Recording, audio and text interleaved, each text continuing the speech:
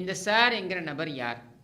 இப்போ பார்த்தீங்கன்னா நிறைய சார்களை பற்றி தகவல் வந்து கொண்டே இருக்கிறது. திமுகவில் நிறைய சார்கள் இருக்கிறார்கள் அப்படின்னு தகவல் வந்து கொண்டே இருக்கிறது. அது நம்ம நிறைய பேச போகிறோம்னு வச்சுக்கோங்க. இன்னும் சொல்லணும்னாக்க திமுக அப்படின்றதை விட சார்முக அப்படின்னு பேர் மாற்றினா கூட கரெக்டாக இருக்கும். ஏன்னா சார்கள் முன்னேற்ற கழகமாகத்தான் இந்த திமுக இப்பொழுது இருக்கிறது என்கிற நிலையில் இங்கே வந்துட்டு இந்த சாரை மறைப்பதற்காக, அதாவது அப்பாவுன் அன்பு தம்பி அன்பு சகோதரனான இந்த சாரை மறைப்பதற்காகத்தான் ஞானசேகரனின் கதை முடிக்கப்படுகிறதா அப்படின்ற சந்தேகம் மக்கள் மனதில் எழத் துவங்கிவிட்டது. கேள்விகள் நிறைய வருகிறது. நாம் வந்து இப்போவும் சொல்கிறோம், நீங்கள் சிபிஐ விசாரணைக்கு இதை உட்படுத்துங்க, பல தகவல்கள் இதில் வெளியில் வரும். ஒரு நபர் மட்டும் செய்திருக்க முடியும் என்று நம்புவதற்கு இல்லை.